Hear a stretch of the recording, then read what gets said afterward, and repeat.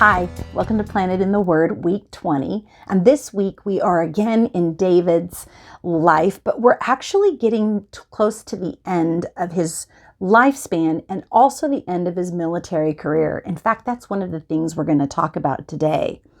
I specifically didn't spend much time on the 1 Samuel passage where David meets Goliath because I wanted to use today as a bookend for that story so that we can see the bigger picture that's being painted. So today we're going to start out with the story of David and Goliath, and we're going to come forward all the way to this 2 Samuel passage to understand what was really going on.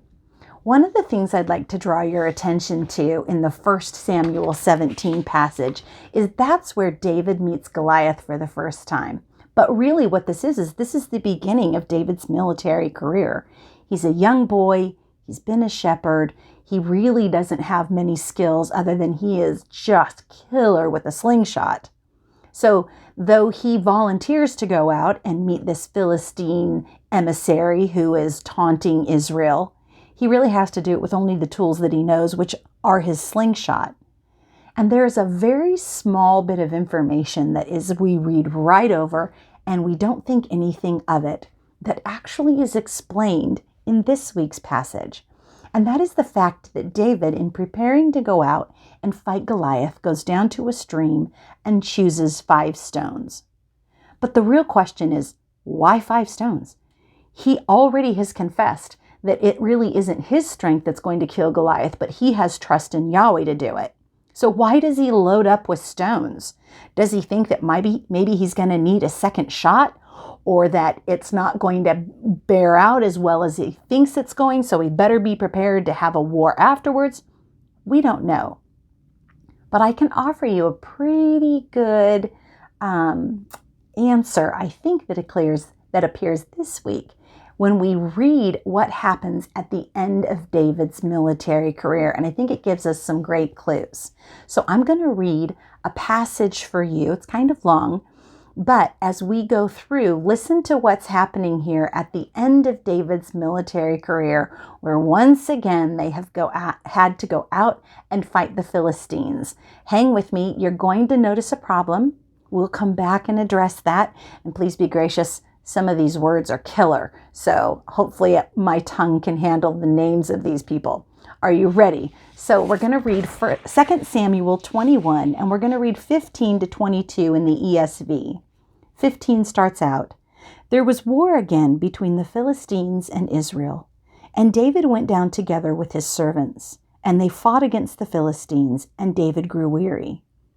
16, "And Ishbenob, one of the descendants of the giants, whose spear weighed 300 shekels of bronze, and who was armed with a new sword, thought to kill David. But Abishai, the son of Zeruiah," that is David's sister, "came to his aid and attacked the Philistines and killed him. And then David's men swore to him, 'You shall no longer go out with us to battle, lest you quench the lamp of Israel.' After this, there was again war with the Philistines at Gob, and Sibbecai, the Hushathite, struck down Saph, who was one of the descendants of the giants.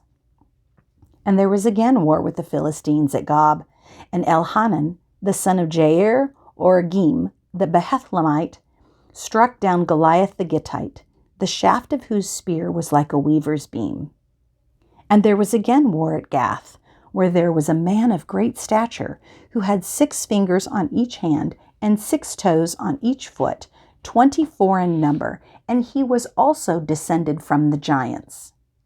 And when he taunted Israel, Jonathan, the son of Shimei, David's brother, struck him down." 22.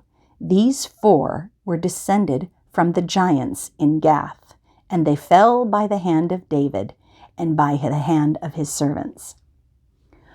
It draws your attention to the fact that there were 4 of them. But you will have noticed a problem, that one of them is listed as Goliath. And we already have noted that David killed Goliath.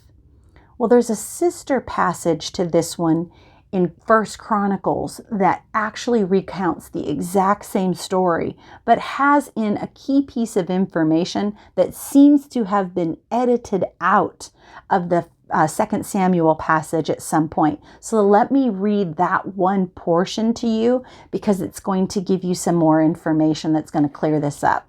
And that is 1 Chronicles 25 in the ESV says, "And there was again war with the Philistines, and Elhanan, the son of Jair, struck down Lamai, or Lami, the brother of Goliath the Hittite, the shaft of whose spear was like a weaver's beam." So technically, it was not Goliath. Goliath was already dead. It was Goliath's brother. So if we pay attention, what we have here in these verses are 4 additional giants. And I think it is completely legitimate to hypothesize that they were probably there with Goliath when these Philistines first come out against Israel. It appears to me that David is a young boy, doesn't have a lack of faith in going against Goliath. What he has is the knowledge that he may have to kill Goliath's 4 brothers also. How many stones is he going to need? He's going to need 5. So that quick little blurb is easily explained later, not as a crisis of faith, but as he was loaded up and ready to do what he needed to do if all 5 of these giants needed slaying, which I think is just really cool of the Lord to fill us in on that. One thing I do want to also draw your attention to this week is the fact that David's military career begins and ends with a giant. And unfortunately, his ending is not as successful as his beginning. In fact, his men have to come to his aid to save him from the giant, and they tell him, "That's it. You are no longer going out to battle. Otherwise, you're going to extinguish our lamp and we're going to have no king." So that is something that makes me just a little bit sad that in the beginning, he had the faith that the Lord was just going to take out this giant for him. And at the end, he needed help in order to kill the adversary standing in front of him. And also his men had to decree that you don't get to go out and fight battles with us anymore. I hope that you enjoyed today. I hope it brings you insight. Have a great week. Keep reading. You're doing a good job. Talk to you later. Bye-bye.